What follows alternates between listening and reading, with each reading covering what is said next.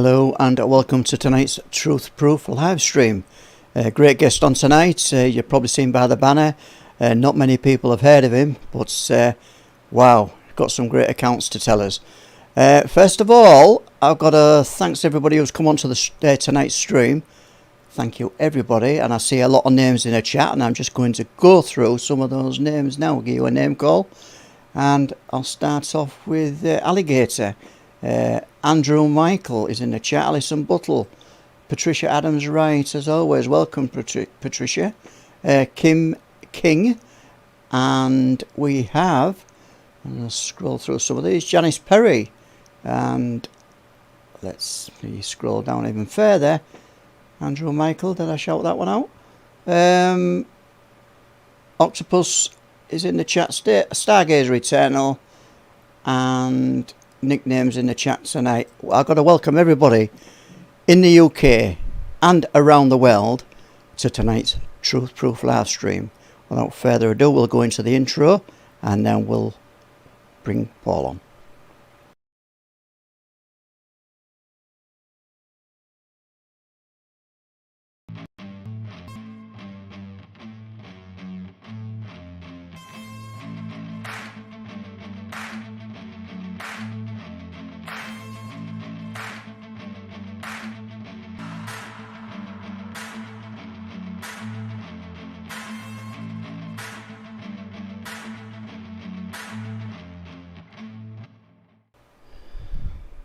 There we go, and we are live back in the Truth Proof studios.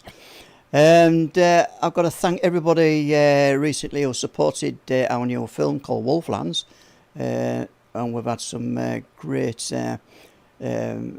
feedback from you guys from seeing the 15-minute sizzler.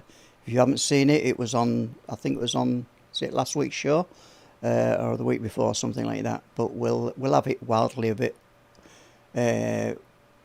available very, very shortly. So without further ado, and without me cattling on too much, I will bring on Mr. Paul Sinclair. Thank you very much, Les. And back to as usual Thursdays. We accommodated Trey last week to tell us about the Meadow project, which everyone liked. And I'm absolutely thrilled this week to be talking to Nathaniel Gillis, the demonologist. Amongst other things, we're on the same page, whether it's UFO related, cryptid related. This man's got knowledge, and real interesting knowledge in everything that we're all interested in. So I'd just like to welcome you, Nathaniel, to Truth Proof. Thank you for coming on. Thank you for having me. It's always good to be with new shows, meeting new researchers, and it's just an honor to be with you all tonight. Honestly, I hope the people who are listening to this are as interested as what I am to hear what you've got to say, because I've listened now to a few podcasts and it's original. We all use the same words, Nathaniel. They're the same for everybody. It's how we put them together that makes them interesting and what comes out of here. And you've got some really different thoughts and different takes on the subject of unexplained phenomena. But let's just wind right back and, if you don't mind, tell our listeners how it began for you, your first experiences. I think we're talking about 8 years old, are we? Yes. I always, in the shows I tell people I was 8.5 because when I was that young, those halves mattered, right? Right. But I was eight years old. My parents were moving into a new house in Dayton, Ohio. I'm here in the States, for those who can't already tell. And we were at the open house doing a walkthrough tour when my dad led me by the hand into what would become my room in the future. He said, Nathaniel, take a look around, see where you're going to put your game system and your bed. And there was nothing in the room at all, save a bed itself in the corner of the room. And for some reason, to this day, I still can't tell you why, but I was led to get on my hands and knees and look underneath the bed. When I did, I was met with my first full-bodied apparition. She was a little girl. She had long black hair. She had a white linen dress, pale complexion. We were both frightened, or she was seemingly frightened. I was definitely authentically frightened. I was terrified. But while I was also in that room, it wasn't just the apparition that I met, it was this pervasive stench. It smelled like a corpse, although I've never smelled a corpse, but it smelled like rotting or decomposing organic matter. So once we purchased the house and initially moved in, the entity mutated in its pathology. So it was no longer a little girl that I was experiencing. It was shadow figures. We talked about this before the show. It was waking up in the middle of the night to full-blown conversations occurring just above my head. So it wasn't just an encounter. It was a direct confrontation with an entity that was very much parasitic. And so, and that's really how I got my start in this research. So just before we move on to it, I want to ask you something about that. Mm-hmm. Please, everybody in the chat, can you put your questions in capital letters for Sky, and they'll get fired across to Les, because I'm sure there will be quite a few. Why do you think it presented as a girl? What, it trying to win your trust? Yes, 100%. And many of these beings will, right? They'll appear in loved one, deceased loved ones, as a friend. But this one was unique in its pathology. It did manifest to me as a little girl. And to be honest with you guys, I really thought going home that she lived at the house. You know, I'm basically her. I'm a couple of years older, but I thought that she was maybe a neighborhood kid that had, somehow the door was open when she came in there and hit. I had no frame of reference. But sure enough, the entity manifested as something that was innocent. I mean, even a man or a woman, especially parents, if they saw a little girl in there, would think, okay, are you lost? They would respond with a sense of compassion. And but I think it does speak to the deceptive nature of the phenomenon, right? Where it knew how to manipulate the emotions, and then once it gets the hook in you, then it starts to manifest and lead you along this labyrinth of whatever it wants to do. It looked that real. Oh yeah, just like yep. And so initially my parents looked around. We couldn't find her. She's gone. First of all, right? She's not there. Second of all, the people that had sold my parents the home were elderly, and they had both died. It was an estate sale, and they had no, didn't have any grandchildren. Their children were grown. So it was up to me thinking, okay, am I crazy? Did I lose my mind? Am I, people don't really want to hear you see ghosts. I mean, everybody knows that in the field. But I still to this day, I can remember the absolute feeling of it, the presence when it would walk into the room at night. A lot of people talk about how shadow figures have an absence of light. This had an absence of love. It was completely vacant, like a psychopath. Was it fear-based? Fear-based. Or everything fear-based? Yeah, and when it would come into my room, because we'll go into my nightmares here shortly, but when it would walk into my room at night, it would suck all the energy out, and then it would paralyze me. And so I'm sitting there, and it wasn't just the fact that I'm encountering an entity that seemed otherworldly, but I was also dealing with my own mortality, my own humanity. As a little boy, I think that was one of the most traumatizing aspects of my encounter. Do you think then, because like you describe yourself, and rightly so, as a demonologist, obviously we'll touch on some of the cases that you've worked on, and hopefully throughout the course of this, but compared to what you've heard and what you've experienced, was that the most frightening part of your life? 100%. I've had cases where they had to cut up the carpet from a murder scene, and I just get to the house, right? Because of paranormal activity, they called me. I had no idea a murder occurred. I get there, the police are still investigating. They just cut up the carpet. And even that entity, which nothing compared to this. So, it was very malevolent, very powerful. And not just that, it picked an 8-year-old victim, which is not okay. How many people, Nathaniel, do you think this affects, but they never speak about it? Because I think it's becoming more prevalent, the UFO subject, the cryptids, what you're talking about now. More people are talking, but I still suspect there's a monstrous amount of people never speak. Right. You're right. It is a monstrosity that's occurring to us as a species. I had a phone call with an elementary teacher a few years back, She was almost in tears. She listened to one of my shows, and she's like, listen, Nathaniel, you wouldn't believe how many kids come to me telling me, hey, listen, these people are coming to take me in the middle of the night. And she said that these young little boys, young little girls, they have no one to go to, right? There's no, I mean, there are some researchers that can discuss these things with them, but what broke my heart was I was that young boy at one point, right? And so they are manifesting to young people, and they have their own victimology and their own pathology. It seems to me that 90% of the time, if the beings manifest to a little girl, it's when she hits puberty because they want to monitor her fertility. Vice versa, if it's a little boy, again, right, it's a little bit different. Most of the time it's suicide, codependency, negative thoughts. And what's interestingly enough, that was the entity that manifested to me in that house. It was suicide. Okay, which is a pretty harrowing thing. You know, that was going to be my next question. How did we've established it was fear-based? Yep. How did it evolve? How did it build? And how did the transformation evolve and become at the peak of it? And I'm carrying on. I'm asking you the question, but then carrying on, Anna. No, it's okay. I don't know whether this has affected you, but I don't mean I'm fearless. It's nothing to do with being macho, but due to what happened to me in childhood and the fear, right. I don't really get that frightened now. People say, well, how do you walk about on these dark areas? And how do you do it? Because I think we know the fear that people can inflict. We know that, but I'm talking about this paranormal aspect. And I think I've seen fear. I've seen, you know, so how did it evolve?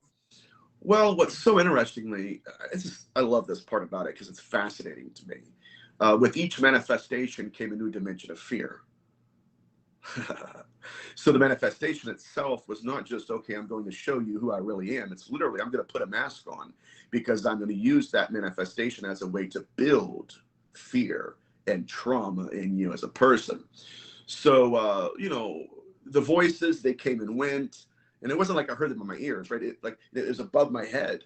Then it mutated into shadow figures. And so there was one night I was playing my video game system. And you know how it is when you're looking at a very bright screen and then you immediately look at something completely dark. It takes a while for your eyes to adjust. Well, I'm playing, I think it was like maybe Mario Kart or something really innocent. And I see something out of the corner of my right eye move. And I'm thinking, what? And there's a window to my right. It's like I look over, and when my eyes adjust, it was at nighttime, but there was something darker than night there.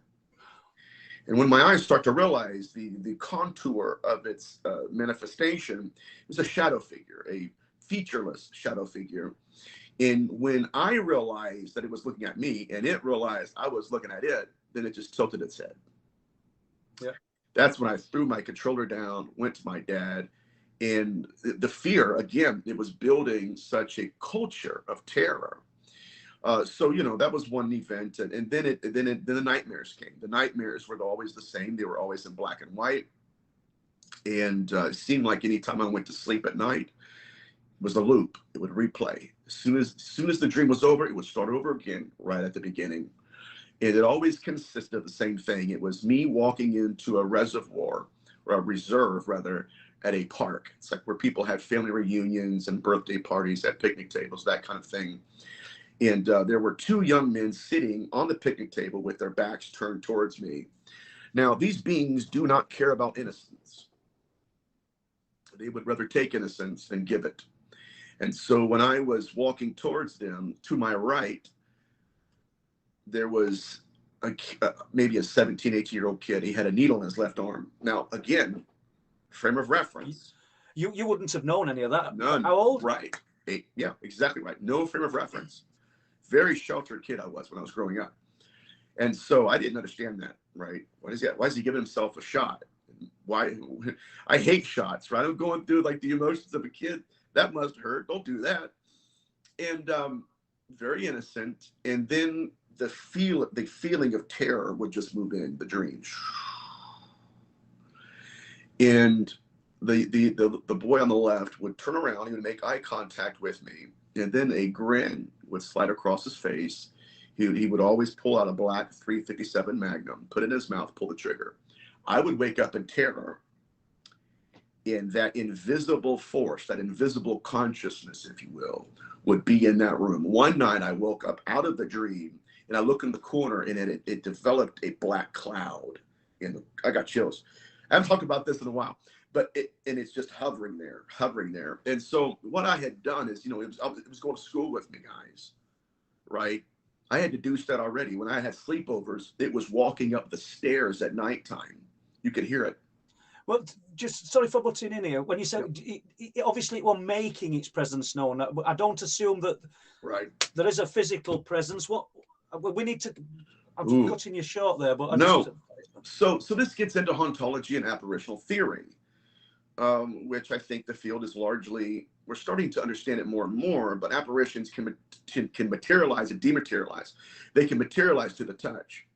Matter of fact, one night the shadow figure that I saw, that night I was playing video games. The next morning in the snow, there were 2 footprints out in front of the window, but the window still started at 7 feet.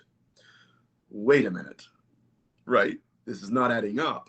But there were nights when I would wake up and we had wooden floors. You could hear it displacing its weight. And I could hear it walking all the way up to my door. When it got to my door, it stopped and then it would change. Now it's in my room and it's no longer displacing its weight. So it's gave you the physical, right? And I want to touch on whether your parents heard this as well. But it's also then become just vapor, substance, and passed through the door without opening it. Correct.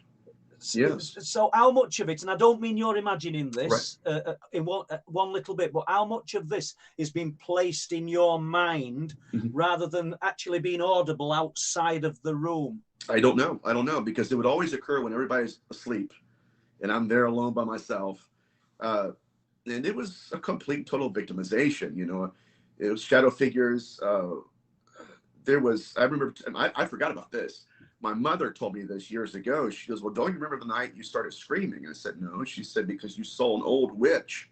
You had your door open. And what I was doing is I would stay up all night. I'd turn my light on and I would always be within, I guess, eye contact range or whatever. I could always see my parents. It would comfort me, But my mother told me that one night I woke them up in a frenzy because I saw what I said was a white witch that had floated her way down into the hallway and into my room. I forgot all about it. But I don't know if it was placed into my head for me to experience, if it was some kind of interface or not. I do know that these beings have been able to place their presence in many people's ears and many people's eyesight, right? People can have a multi-experience. But it was interesting. Well, I'm sorry? Well, you did say, Nathaniel, that during the dream, you were shown things that an 8 or 9-year-old couldn't possibly know, because you come from a good background, and so you've not seen these things. So if it's got the ability to do that, I'm just trying to get my head around how this thing could walk about in the night and you can hear it, but your parent, were you an only child? No, my brother is about 8 years younger than I am. So at that time, he was like pretty much a toddler. It's not going to be him. Yeah, my father, it's so unique because they didn't want to encourage what I was going through, because I shut down emotionally. I did. I'm done. I couldn't deal with it. And so I was failing my grades at school because here's the deal. I was staying up the entire night. And then when the sun came up, even though I never heard of vampires or nocturnal beings, for some reason I felt safe. When the sun came up, I got me about 45 minutes of sleep. Then I would go to school and crash. And so my teachers are talking to my parents, parent-teacher conferences, like, hey, what's going on? They didn't know how to explain to them what I was experiencing. But I learned how to cope with it. And I think that really is what led me into my field. My coping mechanism was to, I don't know, sort of talk to my own self, my own mind, my own, like, first thing is, why am I fearful of this being? Right? Do I have a reason to? Because I don't know what it is. It could be great, right? It could be anything. It could be God. It could be an alien. It could be a demon. I didn't know. So I said, okay, what is the origin of my fear? Because there's such a thing as manufactured terror.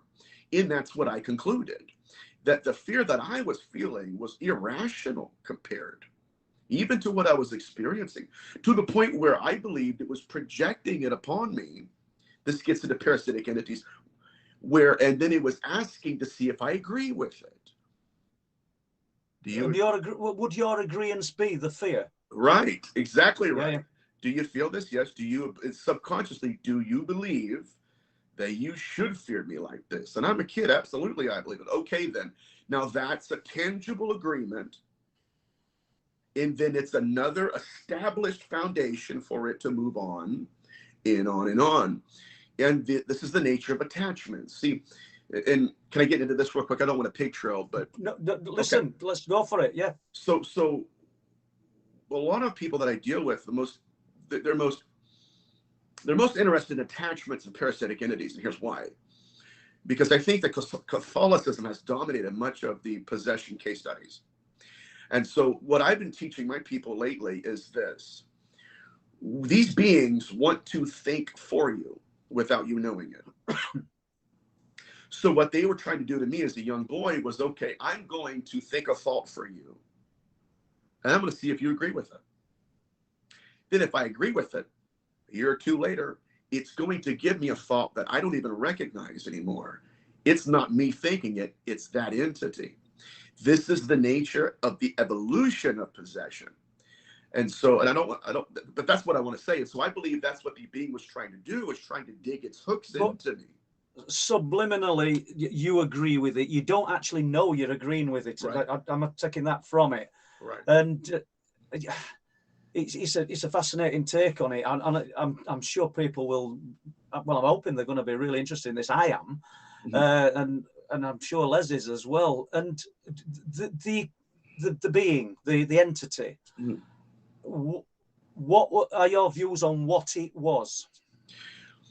Okay, I think, and this gets really deep and troubling because I know people think this is controversial, but it was either someone who had committed suicide or it was a being that caused someone to commit suicide. When I was 14 years old, my father found suicide poetry that I wrote. I had no idea I wrote it. I had actually got in trouble at school. They wanted me to write sentences. I told them I'm not doing it. But when I got home, I started writing sentences. And it was automatic writing, you know, boom, boom, boom, boom, boom, boom, boom, boom, boom. So again, what I started realizing was that there was a fight of consciousness occurring in my own mind. I needed agency. And what I realized very quickly was that many of us, we see manifestations as miracles, not realizing there's a message there too. And so when I'm looking at a shadow figure, and I thought, okay, I got to document a shadow figure. What was really going on, it was working me like a safe. Click, click, click. That ain't working. Click, click, click, right? How can I gain consent? How can I gain more access? And what I started learning is I started using what I call a control mechanism, or even deeper, a coping mechanism, where when it came into my presence at a certain point, I was mature enough to separate my own emotions from the emotions it wanted to conjure in me. And I think that's what you experienced, right? It's that terror, that's intangible terror. I could never get past it. It would. Right. You sound like you have, or yes. You did. I never could. It was just pure fear throughout my childhood up until being about 13, 14. When you think of it, see what I did, because like I said, it would follow me everywhere and I couldn't get rid of it. So finally, I'm like, okay, if we're going to coexist together, I'm not going to keep suffering from depression. We're going to have to get through this. So what I started telling myself is that this is propaganda. It's a lie. I shouldn't fear this like it wants me to fear it. And that is when everything gets interesting, because now you've given yourself a license to experience, right? Without particularly believing in what you've experienced, or even giving, feeding into that fear. And it's helped me in my case studies where, I should have been afraid when I met that entity that committed a murder. Why wasn't I? Right. So, well, obviously, it's given you a really good grounding for what you're doing now, because I suppose, Nathaniel, and like I said, I've not got a great deal of knowledge on demonology, but a lot of people who invest time and try to help people within the subject or within the subject matter probably haven't had the experiences you've had. They might come at it from a religious point of background or something other. So do you think you're quite unique in that respect, or are there others who've had the experience who have gone into it? I don't know. I'm not very well connected with other demonologists, and 99% of them are in the paranormal. They go to Paracon and stuff. I don't really go to conferences. I've never been invited to lecture at a conference. I do shows, I'm hoping that'll happen one day. But I would like to meet them and see if, maybe they've experienced stuff like this. But, it's not exclusive to Nathaniel Gillis. There are many experiencers that became researchers and used the foundation of their experience to launch them into this field. Now, the real question is this, guys, just like they said to Dr. Carla Turner. They beat her with a stick, basically, in the field, like, allegorically speaking. Dr. Turner, you're an experiencer of the UFO phenomenon. You shouldn't even have a right to talk about it, right? As if an experiencer is somehow defiled. I think it's vice versa, right? In a little bit. I'm not saying that, but an experiencer who has been plunged into this darkness, they're going to smell like smoke, but when they come out, they're going to start to give us insights that unless you've experienced it, you wouldn't understand. Like, there are people that, like, Paul, we can talk to people, and you have too. They would never understand that existential terror we experienced, that otherworldly fear. It's something alien to them. Like, what do you even mean? The nights, and I want to stay with Nathaniel Gillis, not Paul Sinclair, but the nights as a child. I've said it before. I were waiting for it every night, and it didn't happen every night. It's an handful of instances, but it seems to have consumed my life. But there were nights that you were waiting, and I were always going to be ready, and I were never ready. It were almost as though I were only absorbing the moment after it had happened.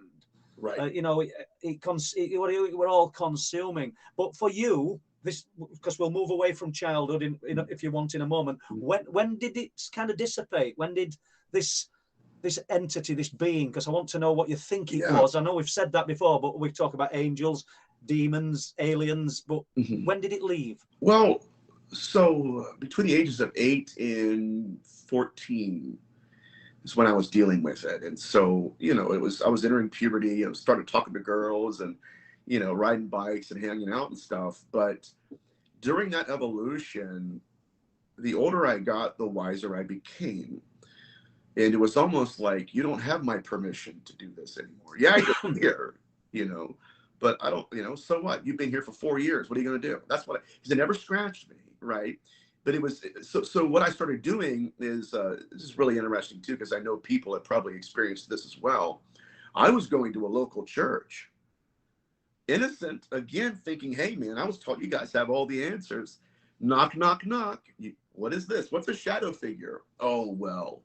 And here's what I got. Either it didn't happen, or it did, and it was a demon and I'm possessed, or I was lying. And what I realized was that there are certain manifestations and perhaps entities that if they do not fall within the blueprint of a church, it doesn't exist. It's not in their peripheral knowledge. They have no evidential interest. Therefore, you have no room. You got to go. And so there were times, Paul, that I would be just in my room and I'm thinking to myself, embracing the utter loneliness that it demonstrated in my life. I mean, it secluded me. And I thought, man, I can't even go to the church for this. So, but those same guidelines would apply if you'd have spoke to a group of ufologists. You'd have probably been seeing aliens. Of course, because we have excused ourselves to almost a religious cult where it's crazy. I won't get into that till later, but yeah. And so they were dogmatists, and if it doesn't fit in my blueprint or my paradigm, you're not even an experiencer to me. I don't even want to be talking to you. And so that's when I realized that if these beings have eclipsed the microcosm of what I've been taught from Christianity, then I have two options. Either I fold and I just lump myself in with all the other people who want to hide their head in the sand to things that are real, or I'm going to have to evolve according to the phenomenon. And that was the revelation that changed my life, because now I gave myself authority. I don't have to go to the people that I looked up to anymore for answers. They're not even asking the right questions. It was at that point that I plunged myself headfirst into ancient literature. Right? Is it possible? I don't really have access to other experiencers. I was very secluded as a kid anyway. But I knew what I experienced was real.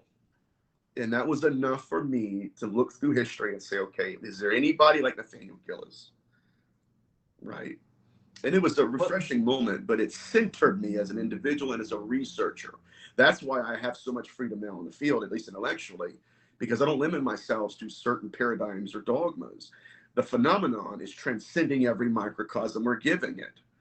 And that's, do you know, I like to use the term, I wouldn't want to be pigeonholed into a box of a cryptid researcher, a UFO. It's multi-phenomena. Correct. And in my mind, and I'm glad that you're on a similar page. So what do you say to people who would say, well, what you experienced were some kind of alien intervention? What would you say to them? I've just said it to you. I don't mean it. But... No, I mean, well, okay, what is an alien? You know, are we talking about extraterrestrial? Well, why would an extraterrestrial project fear on me? I'm an 8-year-old kid. I'm trying to go to sleep at night and dream about Barney and all these other kids. You know, I'm trying to play Mario Kart. If you're an alien, why are you That's a good question. We're about to get into it, man. I love it. Why are you appearing to me as a shadow figure, if not to terrify me? I didn't know what a shadow figure was. Where are you walking? Right. Sorry, I would say night people. Everything that I wrote in that book from childhood were fear-based. Yes. You know, so I'm kind of jumping about here, going off what I was going to ask you. But what do you? And I don't even want to slay any particular researcher. That's not my game. I'm not naming anybody. But what do you think to the people then that think it's all love and light? And well, I'll tell you what I think of it. Can I just be real frank? I think it's laughable. Yeah. More than that, and I know this by experience because I have people calling me and I talk to them. I was included in a documentary until I told them my negative account. Never got an email back. Didn't want me to, right? So there's a narrative in the field, and I see it in American researchers where they want these beings to be lovers and light. Okay. Yeah. And lovers and light don't take kids out of their own bodies. You know, that doesn't fit. No. So you know, the crowd that says, okay, these beings are all benevolent. They hinge their entire argument on the idea, what if I told you to jump out of a helicopter? But what if I told you the helicopter's on the ground? We don't know if the helicopter's on the ground, ladies and gentlemen, do we? No. So we can't just create that hypothesis out of nowhere and say, okay, see, if that's right, I'm right. No, we've got to be honest with the data. The data says that they're doing a lot of things to people without their permission. And I get mocked for this. I got mocked by one guy in one of my shows, and I don't really care. But this is a human rights issue. Taking children out of their beds at nighttime from their parents is a human rights issue. Now, what we've done is we've romanticized this phenomenon to the point that we've given them some extra sensory knowledge, and we assume that, well, you know, watch this, guys. This is how I frame it.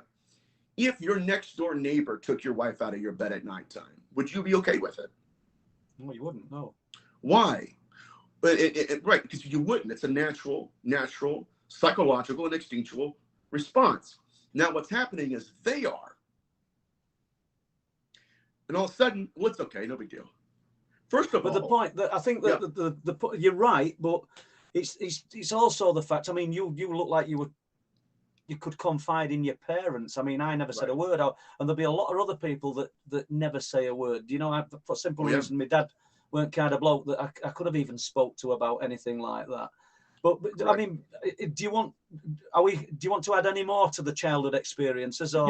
Yes, I do. Because there is, and I'll tell you what, as much as there is an above ground research field going on, there's an underground as well. In the underground, I'm telling you, I've done shows where the show host is a female and she's talking to me and everything, and great show. Afterwards, she's in tears, talking about, hey, listen, I got to tell you my experience. They're not listening to it.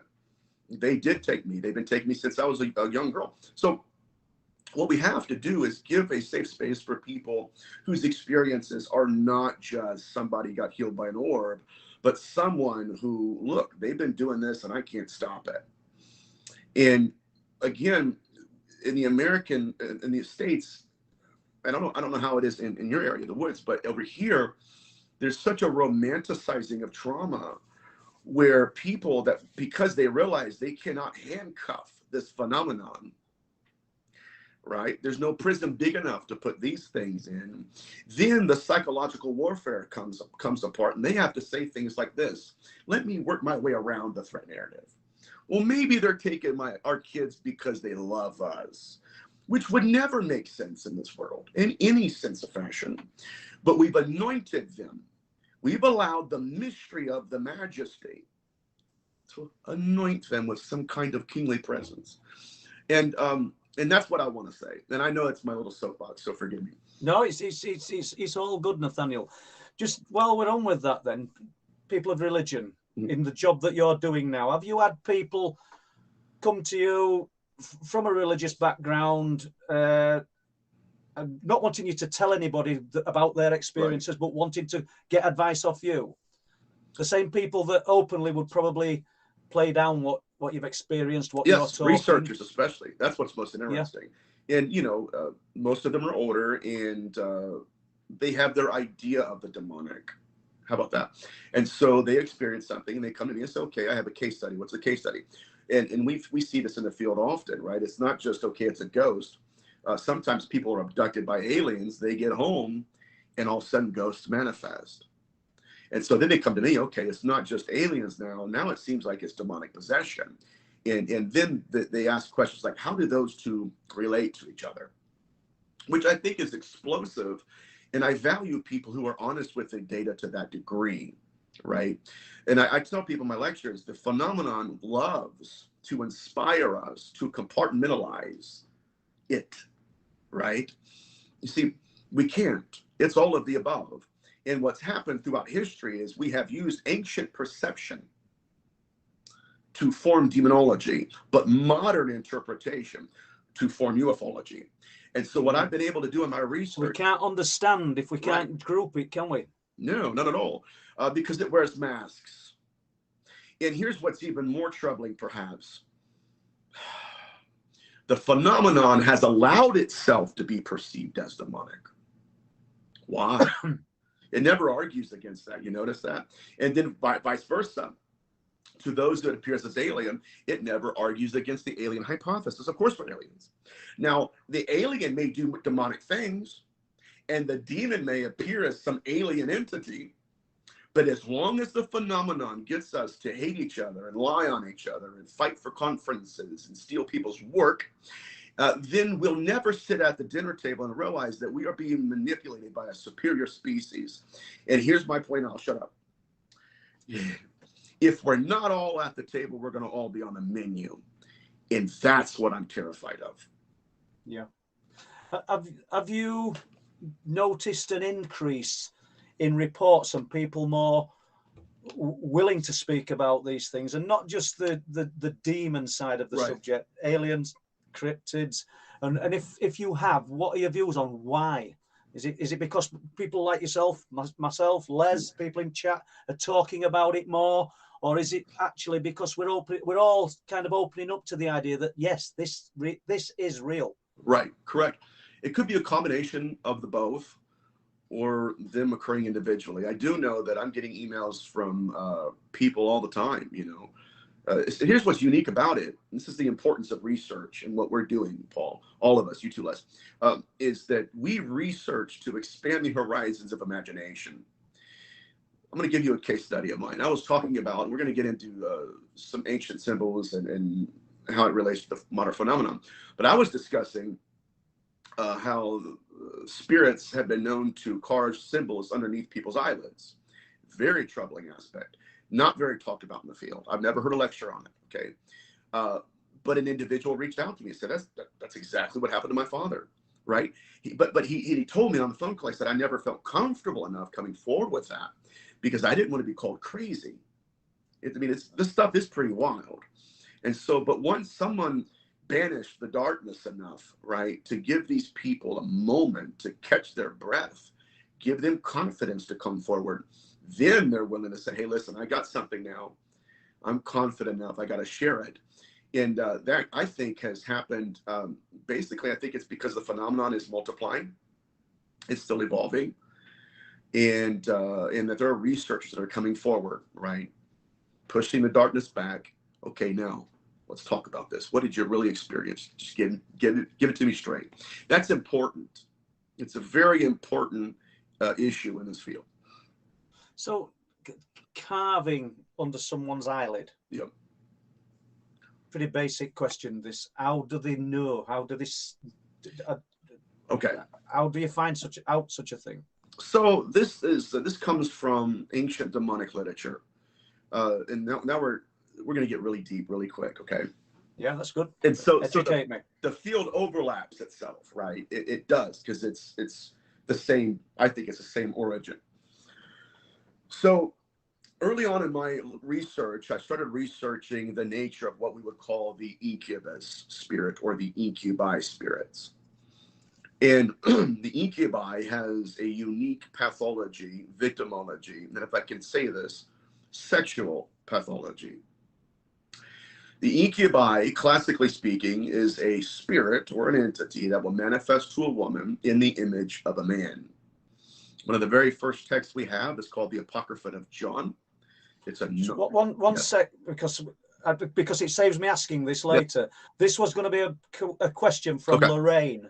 So Lorraine, it saved me asking the question. Nathaniel's going to explain this to us. Thank you. Cool. So in the Apocrypha of John, it's a Gnostic text. It's a fascinating text, but it talks about how beings were manifesting to women in the images of their lovers or their husbands. And this is very interesting too, because you're going to see nuances of the UFO abduction phenomenon all throughout this. It's incredible. Once you see it, you'll never unsee it. So anyway, so it was occurring in antiquity where that women were going to bed at nighttime, and they would be accosted, usually in a dream state. Hello, UFO abduction. And in the middle of a dream state, there would be a being that would manifest to them in the image of a person they had intimacy with in the past. Usually it was the husband. So they're in this dream state. They're thinking, okay, this is a dream. And then here comes Cupid with the bow. And then it induces them deeper into a physical encounter, to which the next day they wake up and there are marks on their wrists, bruises on their body that directly correlated with the dream state event that occurred the night before, even to the point of ligature marks. What? And so they were thinking about this, and they're realizing, I just got hoodwinked, because first of all, that must not have been a dream. And even more, that must not have even been my husband. Now what they realize, you see how sinister this gets. It's not love and light, guys. We got a lot, forgive me. So then the phenomenon evolved. Again, testing our awareness of it, working us like a safe.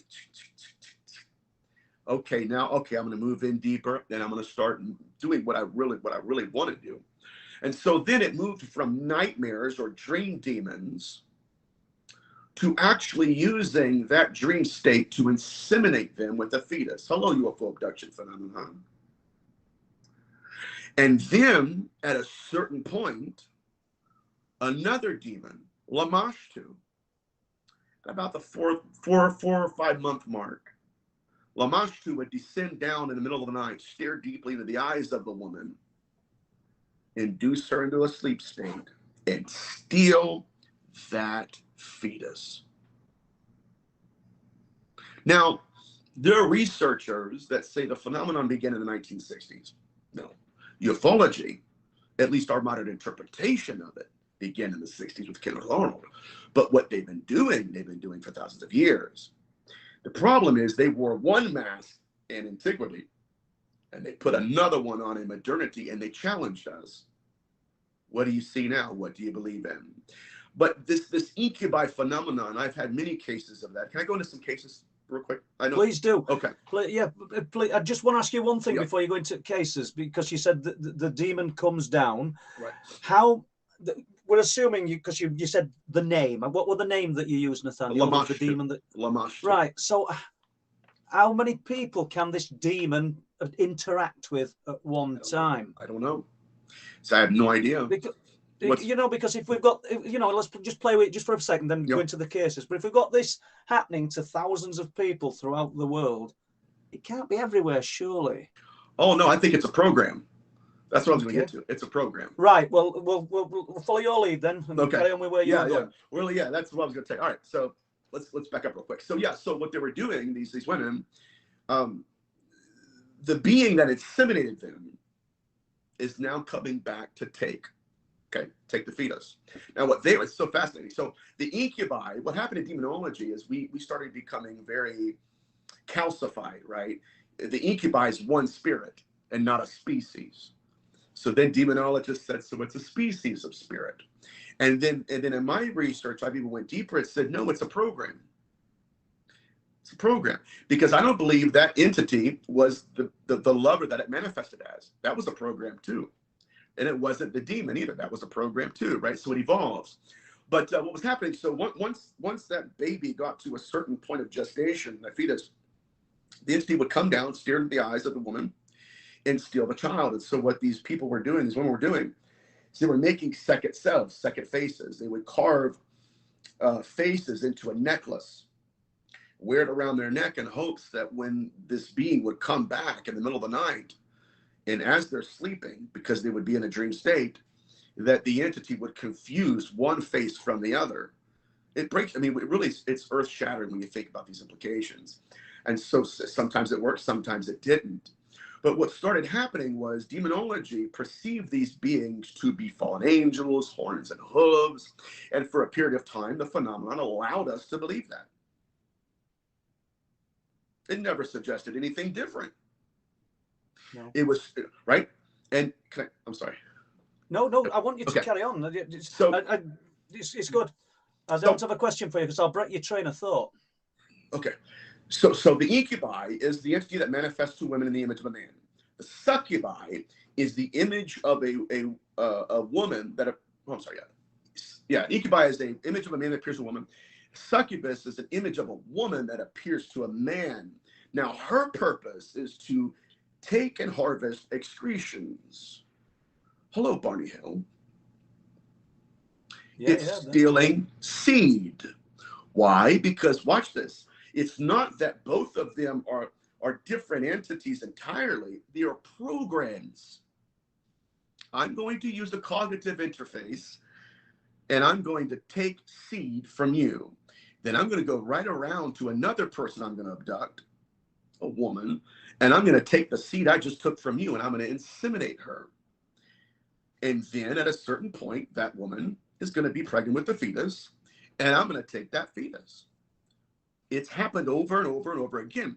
But just like demonology interpreted it a little bit wrong in antiquity, ufology has another modern interpretation. And I feel in my heart that the issue can be resolved with the following point. Just because they're not demons doesn't mean they're aliens. Or just because they're not aliens doesn't mean they're demons. Doesn't mean they're not demons, yeah. Because just because one theory is wrong, that doesn't make the other theory right. What if the phenomenon is manifesting to us according to our awareness of it?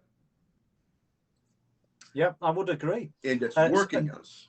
So the phenomenon, this self-replication process of impregnating women and taking the fetus, it's throughout all of the Levant. And I'll go into the 16th century here in a second, which will blow your mind because we'll start to see the real narrative that we're experiencing in modernity.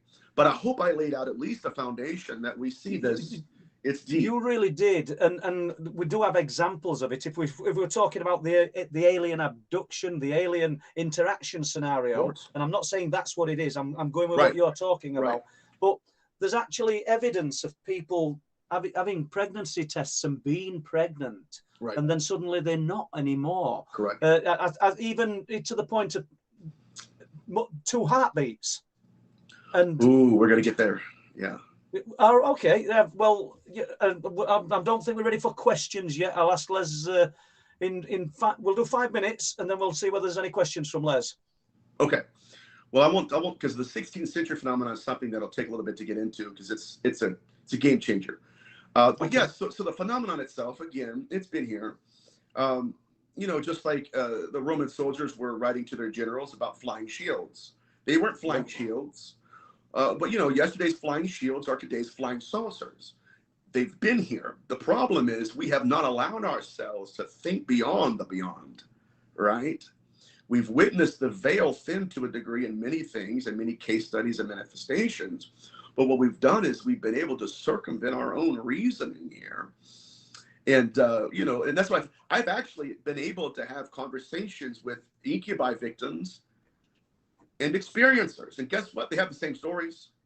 Yeah. Same exact I'm same. absolutely certain. I spoke with, I don't know if you know Andrew Collins, but I spoke with Andrew. He's written quite a few really informative books. We've had him on live stream, and he does some great work. And I said to Andrew when we were talking about the subject that it's almost like the phenomena is a hive mind. Oh, of course. And it can be anything it wants to be. If we want to believe in UFOs and aliens, that's what it will present as. If the structured UFO guy thinks it's got to be a nuts and bolts craft, that's what it will present as. And I think we're on a similar kind of path here, Nathaniel. 100%. Let me say this real quick before we go to the questions, because I had a case study in India, and a girl ran a kind of health and wellness retreat, and we got on the phone, and different, you know how we are. You're there, I'm here, so it's kind of like the time zone's kind of different. So it's 3 o'clock in the morning, just like when we talked that one time. I pulled an all-nighter researching, but and then, I catch an email. Hey, can we talk? I'm like, okay, fine. We're talking on the phone, and I sometimes in my research I have to ask certain questions that are comfortable. You have to get down to it to see, okay, what's the nature. This lady tells me, she says, you know, she goes, I'm single. She goes, I'm not really dating anybody. But she says, there's been an entity that has manifested to me in my room in the images of every man I've been with. This is very unique. This is when you start to read into their pathology. I said, okay. She said, so 7 times it's manifested to me. I said, all right. She said, now what's unique is the first manifestations included men that did not wear protection. What? And she said, why would it manifest to me in the image of men because others did? Why would it start with them? I said, because it increases the probability of insemination. You didn't make him wear it. This gets even deeper. Can I go into this? It gets into in the skin that crawls, I call it the temptation to believe. Do you believe I am that ex-boyfriend? Well, yes. Well, he was intimate with you. I must be as well. And so this temptation of belief moves them from one stage of this evolution. It's not just being a witness. Now I'm involved in it. So it's offering the question. It's offering exactly right. The answer, yeah.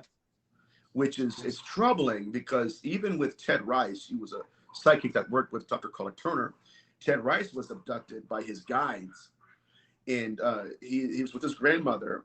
And during this abduction, they manifested to her. One of these beings did. They tried to have a physical relationship with her. I won't say the word, obviously. And she was very staunch, strong woman. No. I've only been with one man in my life, and that's my deceased husband. Wouldn't you know? That's how it presented. From the shadows emerged a perfect assemblage of her husband. What are we dealing with here? Again, that's a program.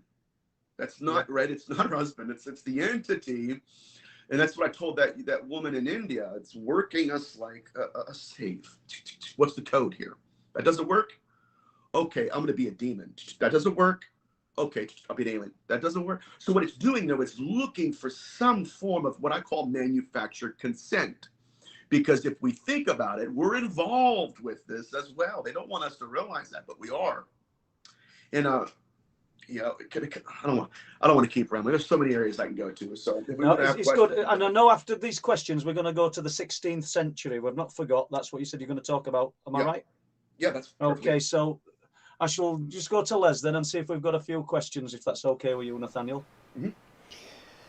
Wow, great show, guys, so far, and what a lot of information from Nathaniel there to take in. As somebody who doesn't know anything about this subject, it's been fascinating, Nathaniel. And I've got just a little bit of housekeeping here, Paul, just before we move on a little bit. Can you tell people about your website and what they can do when they get there? Yes, of course I can, yeah. And because I usually forget. It's truthproof.uk. We welcome reports. The reports will end up in the email box of myself and Don Lodge, who runs the website. And yeah, we'll put them on there. Omit names if you wish that to happen. If not, like, we'll put report up in full. The books, the paperback books, are on sale on the website. The Kindles are on Amazon, and the paperbacks are also on eBay as well. So that's basically covered it. And obviously, myself and Les, we're in final throes of Wolflands, and the music's been added. And I know we're very close. I think we've been saying it for 3 years, but we're almost there. And while I'm on with that, then I think it might be a good time for Nathaniel to tell us about the 2 books he's written as well, Les. Is that okay? Yeah. It's first one is The Moment Called Man, and I had lost a good friend to addiction, and so that's really how he had paranormal experiences too, and he suffered from a lot of trauma from it. So I kind of wrote that as an homage to my old religion, and my new book, Skin That Crawls, is about the rule, possession, and pregnancy. Both overlap in this phenomenon, and that's really leads us right into the 16th century, which is right where we want to be. and the Skin That Crawls, where's it available? And A Moment Called Man? Yes. Yep. Where are they available? The first one I'll send you a link to, because I didn't put it on Amazon yet. So the Skin That Crawls, you can order it from me, but The Moment Called Man is on Amazon. And where can people contact you, Nathaniel? You contact me on, I don't have a website. It was just too much because I'm all over social media anyways. So you can contact me through Facebook, Instagram. You can follow me on my YouTube page under Nathaniel Gillis. And that's really how you do it. Excellent. Thank you. All good. Cool. Okay, thank you, Nathaniel. Yeah, and the other thing is we have an event from a friend of ours from OLM, Outer Limits Magazine, Chris Evers, and he's got an event on. If you can probably talk about, let's have a look who's on. I'll get the poster up. There's the poster. If anybody wants to go to the OLM conference 2023, I've got the poster on the screen now, and there is early bird tickets, I've been told, so get in there quick if you want to go to the event, which is in Hull, East Yorkshire, in the UK. And Good point, go on, sorry. Yeah, the speakers are Darren Cooper, Dr. David Clark, Steve Aspin, Philip Mantle, Peter Robbins, and Ryan Sprague. And it looks a really, really good event. So there you are. There's the information on the screen for you guys. And right, I'm going to go on to just 1 sec, Les. I just want to say next week then, because like you've just rightly done, we've sort of publicised the British conference. I've got to speak about the one that I will be talking on, the Awakening, later this year, and we'll get some information up about that next week as well, because it'll be a fabulous event. So yeah, thank you. Yeah, we'll have some more information on that, Paul, next week, as you say. Okay, so moving on with the questions. And by the way, Nathaniel, there's some great questions coming here. And I'm going to start off with, well, actually, it's not a question. It's just Andrew Sheehan. Hi, Les and Paul. Can you give a shout out to Andy and Sally? Big shout out to Andy and Sally then. Hi, Andrew. So and there while we go. I'm on with it, yeah, Adam, who I've met in Dane's Dyke, and's told me some good things. That's just reminded me, because he did ask me.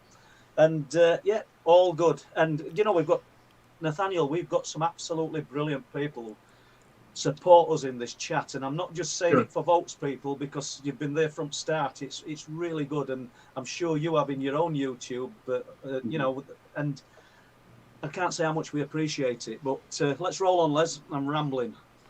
Yeah, definitely are, Paul. I've just got to say, and I think am I right in saying, Nathaniel, that you do have a show going out yourself Yes. in a couple of hours' time.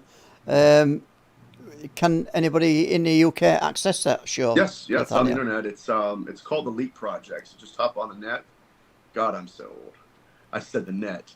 Hop online, whatever. I'm dating myself. But yeah, it's called the Leap Project. You can get on there, and my show on their channel is called The Ghost Notes. I'm a big jazz fan, so I kind of had to blend that in. It's every Thursday night at 9 p.m. Eastern Standard, which I know it's late for you guys. But you guys can sometime, like maybe the day after, like maybe tomorrow, Rex Bear will put it on his YouTube channel, which you guys can access at any point. Excellent. Thank you. Brilliant stuff. Right, I got a question from Johnny Appleseed, and Johnny is saying, Nathaniel, being a demonologist, what are your thoughts on Zozo? Is there something to it, or is it made up like the Slender Man Thank you for your time. Okay, this is a very unique question because this gets into them bleeding into our consciousness and using us as a mortal portal into this world. Very deep stuff. So Pizzozo originally was designed as an amulet. And what happened was in antiquity, a person who was dealing with the demon would go to they called him an artificer of metal, but he was a blacksmith. And so this is interesting. The person had an image of Pazuzu in his mind. How? Who put that image in there? So he would go to the blacksmith and say, here are the dimensions of Pazuzu. And so the blacksmith would create a statue that was the material image, tangible image of what was the projection in that man's mind. This is incredible. So then that individual would take the statue of Pazuzu at home. This is the story. It's really fascinating to me. Then at middle of the night, that statue would be sitting and something would begin to poke its arms out of the statue. And it looked exactly like the statue, but now this entity was alive, animated, and conscious. That's the story of Pazuzu. I don't think it looks like Slenderman, though. No, I think the question was, is it, did he say, is it made up like the Slenderman story? Is that what he said, Les? No, not at all. Not at all. No, not at all. Yeah, and did Zozo originate from the Ouija board, Nathaniel? I think somebody contacted Pazuzu on the Ouija board. Yeah, but I don't think it originated from there. Okay. Okay, thanks for that, Nathaniel, and I've got a question from. I don't know who this is from. Maybe it's from Scarflower. Question: accounts. Have you heard? Is there any accounts that? Oh, grief. Accounts. Have you heard of regarding a presence of dark, death-like creatures watching, influencing, etc.? 100%. So I called them Molters, and I did a show one time where even before we started recording, they were wearing headphones like Paul is. And we have the EVP. I didn't bring it today, but I'll send it to you guys after the show. It's incredible. But you can hear them. One of them says, clear as day, wait until they're all here. We're going to say something. And so the reason I'm bringing that up is the lady, her name is Kristen from Rhode Island. She heard it and death, fear, evil enveloped her. And she took her headphones, threw them against the wall, ran out of her house. These beings, what I believe, they're either the dead or they are soul hunters. Which we'll have to do another show on that perhaps in the future, where beings will orchestrate near-death experiences, orchestrate dream states to take the soul from the body. We see that often in abduction phenomenon. So. But I do believe in those beings. Jim Simivan met one, and Travis Taylor met one, and most of the time they're cloaked. They have what are called death masks. They are literally the very definition of fear. The cloak comes around, you can't see their face. It's just there. But yes. Okay, let's. Good. I've got a question from Nickname. Hi, Nathaniel, and welcome. Please, can you talk about fallen angels? That's going to be another 2 hours. Well, do you want to touch on that then for Nickname other half? Because we can encompass some of that, can't we, the fallen angels? Shall we leave that one then? And get through some of these that are a little bit quicker kind of thing. That's fine. Yep. So we won't ignore your Nickname. Oh. I think of it. Nickname's got another question in. Can you talk about the shadow figures? Where do they come from, and why do they present in that way? We don't know. Now, the premier researcher about shadow figures, it also includes the Hat Man. Her name's Heidi Hollis. She's here in the States. She's the progenitor of the Hat Man theory. I don't know, other than that it seems to me to be another program. And again, when it presents itself, it's not just that it's black or dark or a shadow figure. That's us reaching for definitions. Really, it's the lack of light itself. Like, it is eating light. There is no light present, which is you have to get into physics and all that stuff, quantum physics, to even understand it. I don't know why they present. I know that the entity that presented itself to me was trying to conjure fear to feed off of. I mean, what's more terrifying, seeing something that doesn't fit into our reality? Yeah. And yeah, do you want another question? Yeah, Actually, please do, I've got a question. I've got a question from me. So sorry, folks, but it's going to be a quick question for Nathaniel, and I'm dying to ask this question. You talked about the gestation of in the womb of women, and these babies being taken. Where are they actually going, and what they're going for? According to my data, they're the Greys, biological avatars. That's not just me. Betty Luca was abducted, and in the abduction, she saw all these little Greys running around. She said, "Where are these coming from?" They said, "These are the fetuses we've been taking." Love and light, guys. It's just love and light. Allegedly, but it's not. Right, Les. Any more questions? I'll probably get this one in from Chris M. Right, I don't know any researchers beyond Paul who has ever been physically harmed by these entities. The majority of interactions seems to affect people on the mental level. Has that been harmed or marked? I don't quite understand the last part of that question. Is more or less saying, apart from Paul, he doesn't know anybody who's been affected, but when the people are affected, it's on a mental level. Well, I had a case study. It wasn't an incubi case, but the entity was laying in between the husband and the wife at nighttime.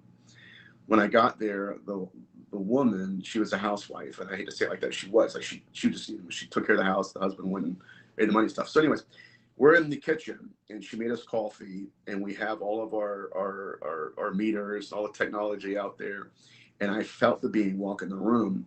You could hear him walk, just like heavy footfall with boots on, doom, doom.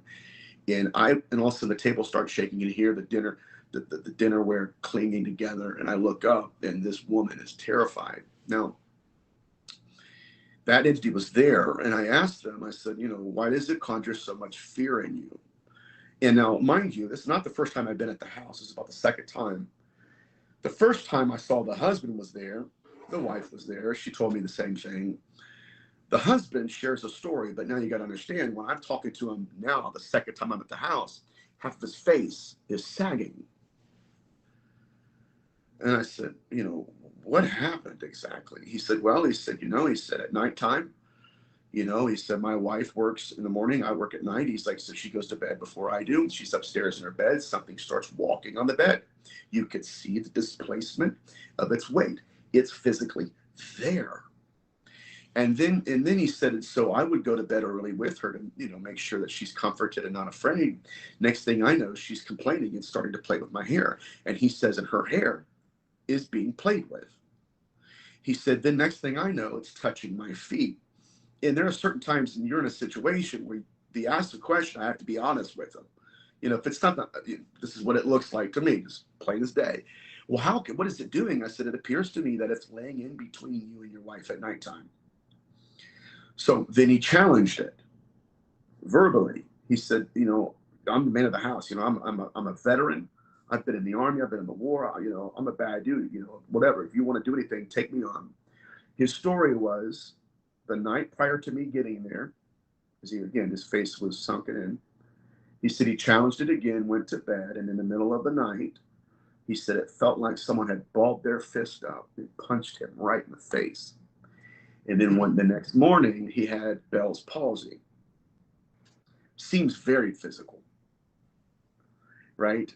At least this portion of it. And he went to the hospital. The doctor said, it looks like you were in the UFC or something, man. Like you've been boxing? He goes, no. Honestly, I don't know what happened. But even Malachi Martin, one of the great exorcists from the Vatican, he was dealing with this phenomenon in the case study of possession. And he was in his study standing on a small ladder when a shadow figure walked by and kicked the ladder out. It wasn't it wasn't something like he interpreted it that way. No, it physically kicked the ladder out from underneath his feet, and he slammed his temple on the corner of the table, went in and out of consciousness, and then shivered into the cold eternity. So it's not either or, right? It can be both all at the same time. But there are people, just like Paul, who have been physically assaulted or even affected by these beings. And if it's not the researcher that has, it's certainly the case studies that that researcher is studying. And I hope that's a good enough answer. I think it's a good enough answer myself. Thank you. Excellent. Yeah, thanks for that, Nathaniel. I'll just probably get one more question in, Paul. Yep, that's all good. And thanks for all the questions coming in tonight, guys. But I know we've got Nathaniel has got more to talk about, so I'll just get this one in from Mark Farnell. And welcome to the show, Mark, if you're still with us. How would you explain the reason for a demon's existence to a non-believer? Well, to a non-believer, if you didn't believe in demons, it's going to believe in something. Like most of the people that believe in aliens, not most, much of them don't believe in demons. They never interpret it as demons. It's an alien. Now, they'll do demonic things, but it's an alien, right? So it really, the phenomenon, it'll manifest to us in the sense of, okay, do you believe I am this? What I call this is a predictable manifestation. The next time it manifests to you, it's going to be that, right? Because now it's created what I call the image of authority. Now I'm an authority figure. You've given me that authority over you. Now I'm going to manifest. So I don't necessarily believe that demons will manifest on believers. And I think that was the question, right? If not, I'll answer. No, I think the question was, how would you explain to a non-believer what a demon was? Tell me if I'm wrong, Les. Yeah, that's on the Mac, Paul. Yeah. Okay. So how would I explain? Okay, a demon is a malevolent entity. Someone just messaged me to listen to the show. That's awesome, dude. That's a good show, guys. That's awesome, man. Yeah. So, well, I would classify it very simple. I would classify it as an entity that's malevolent, manipulative. I've been in the presence of them where it feels like you're talking to Jeffrey Dahmer, or it has a serial killer pathology. It has its own belief system and its own morality. Everything it does, if it's on after to kill you, it's going to manipulate and use you for its purpose. Now, that's the best way I can explain it. I don't get into the, because, there's people out there, we have books on their names and all that stuff. I believe we're dealing with the same beings. And just like they have different names, they have different masks. I want to know what the masks are, not the names. I want to know what they're doing. And so that would be the way I could simplify it. It's an entity that will manifest, and it will demonstrate superiority immediately. Yeah, that's sorry, I just typed something then, and we're listening to you at the same time. So if we're done with questions, then Les, we're going to jump straight into, not literally, the 16th century, or we're going to work back that way. Yep. And then we've got all sorts of things to talk about: hooded figures again, demonic voices, EVP. I'm guided by Nathaniel. You're in your hands. So I was doing a show a year ago, I think. And this was a ufology show, which is really cool because I've been trying to get into that field and kind of, blend everything. And this lady follows my work, and she's like, I feel more comfortable telling my story now. Can you relay this information to Nathaniel? And I said, okay. So me and the host are talking behind stage. Obviously not going to mention her name. Here's her story. She said she was in bed at nighttime, and her husband walks through the hallway up to the bedside, and he's feeling randy, and he makes some moves, and 40 minutes later she starts looking at her husband.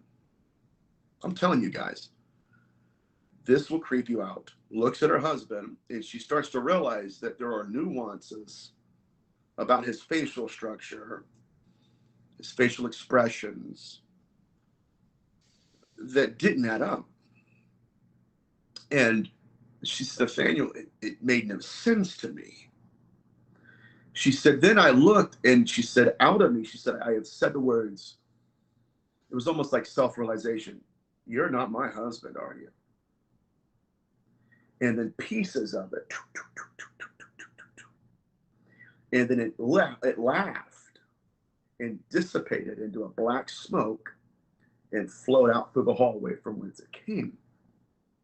That's when she realized, my husband's been in bed by me the whole time, and I knew he was. So what was it trying to do?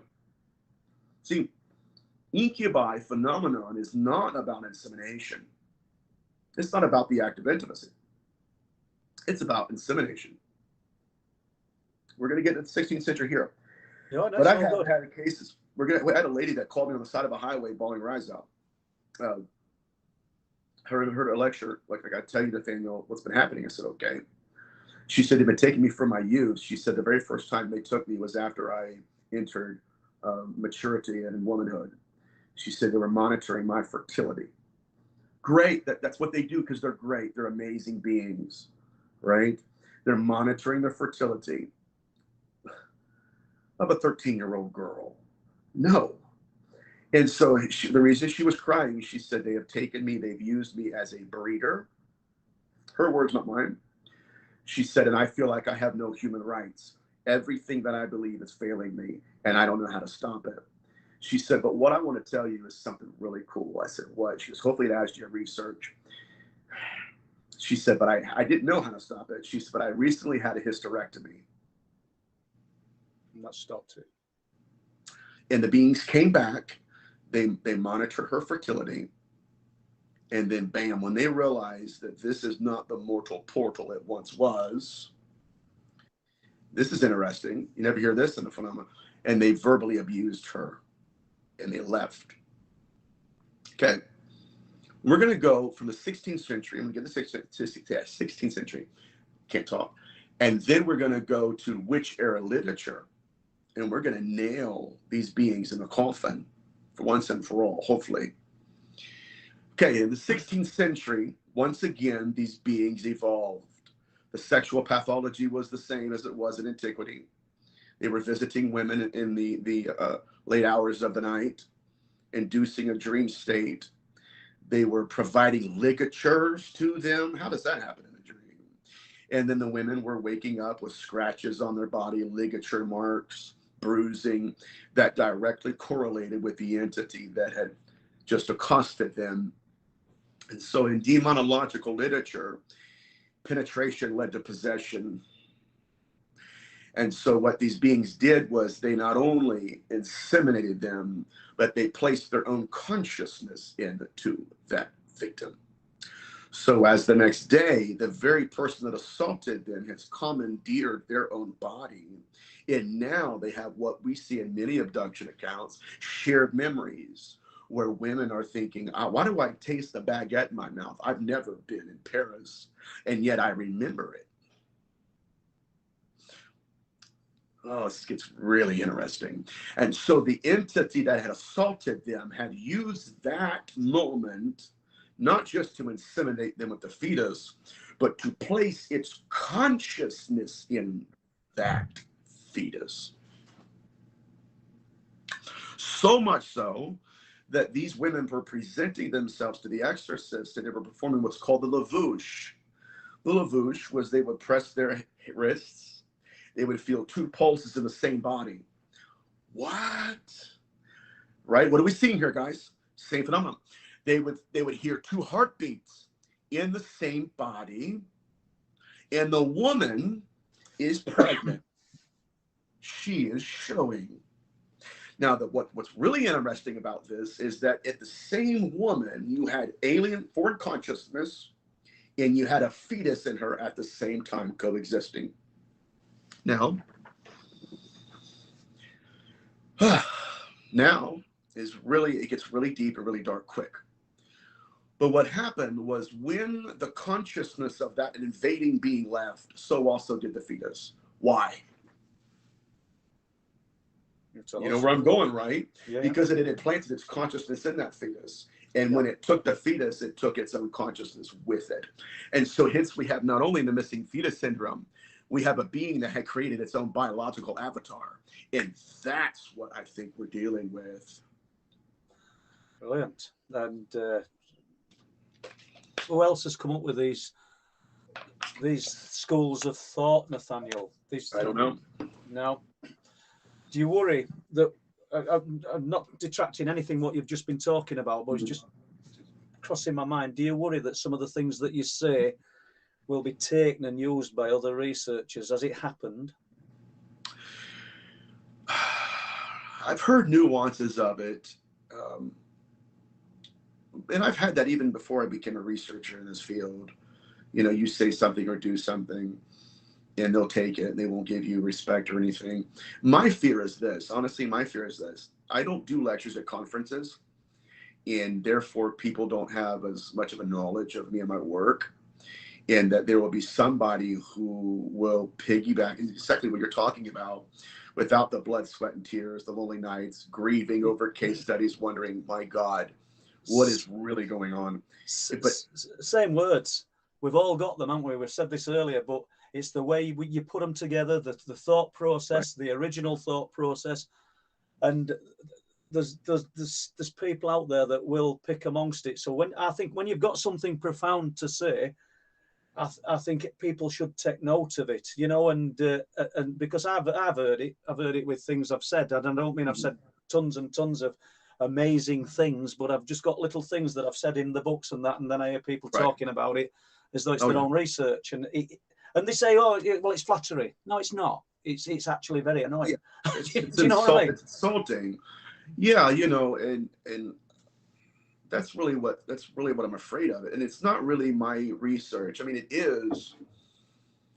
But like I said, you know, I'm not, you know, I do shows and everything. I do lectures here, but I don't get invited to, okay, you know, it's a big conference, or even a small, you know, do a lecture. But you will do. It's got to happen when you're talking about things like this, because I know that we've stayed with demonology, but I mean, if you like, I mean, unless we're staying with 16th century for a while, we can talk about cryptids, UFOs, and just go there. But I wonder which era literature real quick, because what I'm doing here is I'm giving hopefully everybody a glimpse into how it's alien, demons, corpses, right? But at the end of the day, same phenomenon. Another example,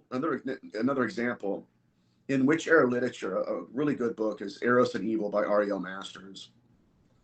And he details the many visitations of quote unquote demons who were abducting by virtue of flight. I say that with an attitude, right? By virtue of flight, mind you, witches were flying out of their windows at nighttime, or alleged witches, whatever. And these beings were taking them to sabbats. Now imagine this. It's some gloomy, shadowy, foggy evening when this witch is abducted by her captors out of her bed where her husband lays, and they take her to the top of a mountain. Now, wouldn't you guess what they wanted to do with her? They wanted to incinerate her, but they used her belief system as a role to play into. Now she's copulating with demons and corpses. But were they demons and corpses? No. Remember what I told you guys, the blueprint, the sexual pathology with Ted Rice? Her deceased husband came to mate with her, remember, in the abduction account? Wasn't Ted Rice. Likewise, these weren't corpses or even demons. Matter of fact, R.E.L. Masters lays it out quite nicely. He says that in the middle of copulating with these creatures, the frequency fuzzed out. For a fleeting moment, these people are looking around, realizing that, oh my God, this is a theatrical performance by the phenomenon. These were not aliens, demons, or corpses, but they were being poked and prodded by metallic objects. Hello, UFO abduction. This is witch era literature. Even deeper. The objects that they were poking in and out, they were made according to the measure of a man, as to be as real as physically possible without the experiencer seeing through the veil. But once they did, they realized, oh, I've been played, right? This is nothing like I thought it was. But what the phenomenon did is it fed into the belief system, and it tailored their experience around what they wanted to believe in. Yeah. Terrifying. Absolutely. Terrifying and fascinating. I mean, you've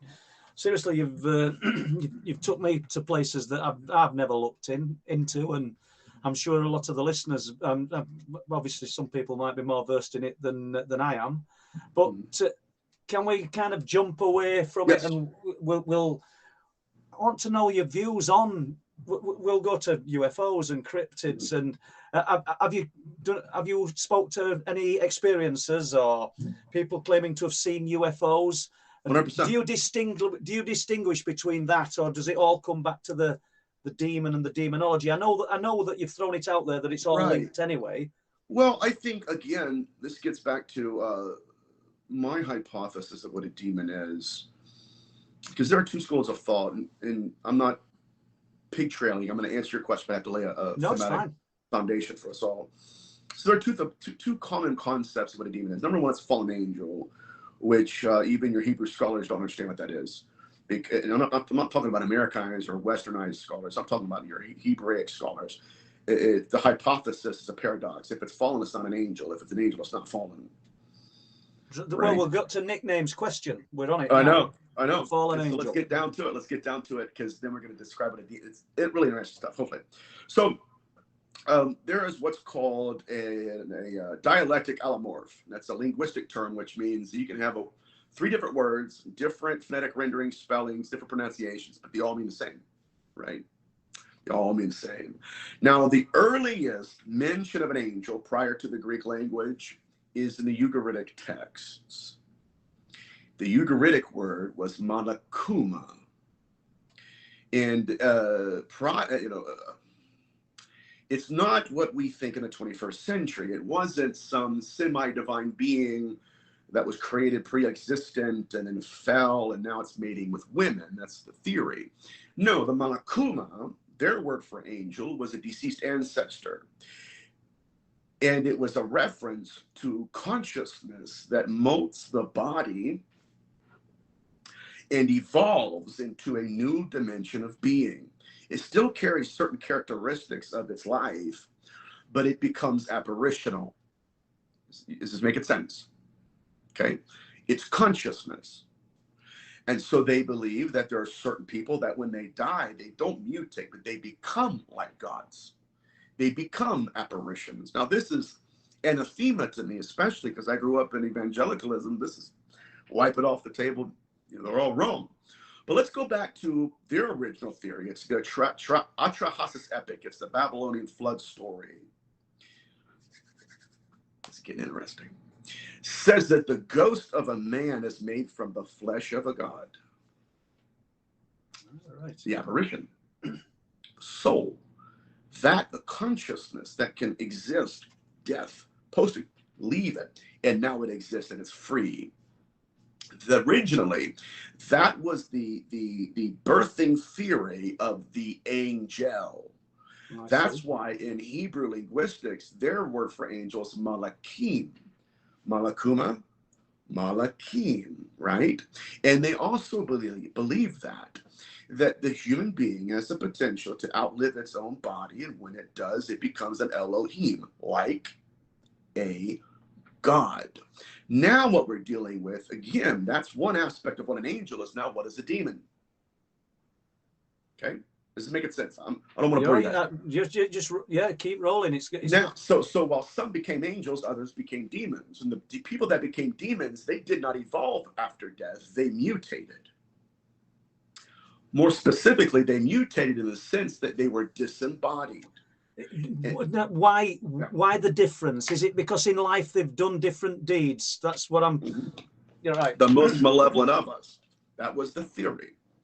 And it's so interesting because you see nuances in it poking its head throughout the Levitical and all that stuff. Anyways, so then you have the demons. Now it's a mutated ghost. It's not the god ghost. The ghost. It's the ghost. It's the disembodied consciousness that's looking for a new body to possess. Now, that's the nature. That's the paradox of the fallen angel, right?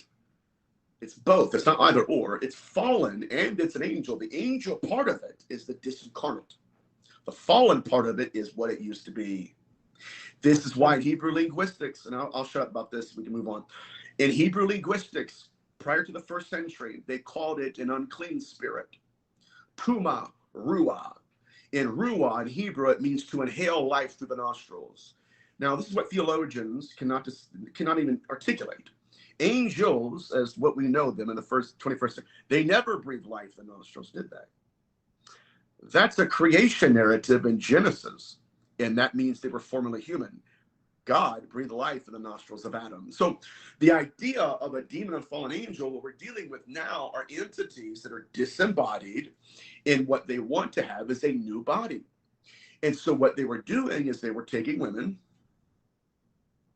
right, creating fetuses and possessing them as biological avatars. Anyways, I'll shut up. No, it's good, because all that early work that you spoke about an hour ago, yeah, you've come full circle and kind of fed right into that. Full answer to it, and not everybody's going to subscribe to it, Nathaniel. Just That's like fine. What I talk about, not everybody's going to do the same to me. But at least not at least, that's wrong to say. You are presenting a really good case, and right. I think it's admirable. But so, unless you've got some more to add to this, have you? Yeah. You know, there are different hypotheses too. There you know, Genesis 6 narrative, the Nephilim, and all that. We can do that on another show because it takes longer than we have. But none of that fits unless you realize that these were ghosts who wanted to be re-embodied, and that's all I have to say about that. Who do you go to for advice? Because it's clear. In terms of what? Well, you talked about at school. You kind of flunked, you dropped out, you know, because of the things that were happening. But obviously that's not the case now, because anybody listening to this can tell that you've got a deep knowledge of your subject, and the vocabulary that you're using also says that you're pretty well sort of versed in everything that about this. So who would you go to for advice? If you want, have you come across something within the field of research, the demonology, that's really stumped you, and you think, I need some advice on this, I need to speak to somebody? First thing I do is I go into my library. You know, I go into my favorite researchers. Most of them are dead, and I'll go into my old notes, because a lot of it, you know, if you're doing good research, which you guys are, you know how it is. You look at 10 years ago, you had notes, and you need fresh eyes. You look at it and go, I forgot about that. Miss lots of points. Yeah, you're spot on. Yeah. It's so annoying, isn't it? Like, I missed that. I could have been talking about that for the last 2 years. And I'll do that too. And if that's not the case, I'll hit up Barry Fitzgerald at like 4 a.m, unfortunately. Sorry, Barry. Or Steve Mera. Hey, man, what do you know about this? But, you know, most of the time it's quite along the road. I don't look at demonologists for answers, because, again, it's nothing against them. I'm a demonologist, but a lot of the work is shallow. A lot of the work is hardly about demons, and it's more about catching EVPs. Just put it very bluntly. Yeah, absolutely. And this and I don't. It trickles across into what we're doing. We've not really spoke about Bempton and Eastern North Yorkshire, but I think a lot of people think it's as simple, and I do spend a lot of time on them cliff tops trying to observe the light form phenomena, but there's a lot more involved than just hoping to catch a glimpse of a light in the sky. And I suppose a lot of this, the work that you're doing, and you see other people using the same title, demonologist, and it's like you've just said, it's more about catching EVP, and they're probably not as learned. Well, there's like 2 demonologists in the field that I really respect, and others that I've known, I just kind of distance myself because it's ego. You know, here are all the movies I've been in. Literally, have one guy do that for 2 hours. Here are all the videos I've been in. Look at this movie. I'm like, I don't care. Like, what do you know? What do you know? You're spot on. Let's talk about it. Yeah. I asked the guy real quick. I asked the guy straight up, what do you think about the Nephilim? What's that? Scratch. No. I mean, I'm sure he's a great guy, but yeah, I'm sorry. I know I'm ranting, but that's where I'm at. I have nobody to mentor me. I'm not in the field of ufology. People, you know, like I said, I'm not at conferences, so I don't really have access to that kind of thing. So more or less what I've been doing is comparing notes, just like we've been doing, you know, like, hey, what do you think about this? Because I think that is the intellectual pursuit will introduce us to more of the mystery and majesty of this wonder and expand our consciousness. And I think that's worthy of doing more than it is me trying to get on, you know, I went in there for, never mind. I'll shut up. Right. Okay, then. So, obviously, we touched on you've touched on EVP. Have you used EVP and had good results? Yeah. I'll tell you what, my very first encounter of an EVP was never even heard of it. Never even heard of it. Didn't know what it was. This was actually prior to the movie White Noise coming out, right? So there was no frame of reference for me. I was like 14. We had moved into a new house again and getting adjusted. I had just lost my favorite aunt at the time. Hope my other aunt doesn't listen. I'm just kidding. Anyways, this lady practically raised me along with my parents. Anyways, really close to her. She had a massive heart attack and died. So there was one night when I'm grieving her. I'm crying. It's raining outside. And out from my radio, like I'm listening to a song, okay? The channel was clear. The music was spot on. It fuzzes out, goes into white noise. And then I could hear my aunt speaking through the radio. Again, pure, no frame of reference. How do you know you weren't being tricked? I don't, because it was a lot like that phenomenon I experienced in the house before. I couldn't even understand what she was saying. It was so low. You know what I mean? But so the voice phenomena then, Nathaniel, because obviously you'll have spoken to people who've been spoken to. You'll have probably heard this yourself, right? And I'll just give you one example, my own and my wife Mary. 1984, early 80s. We're sat in front of a gas fire.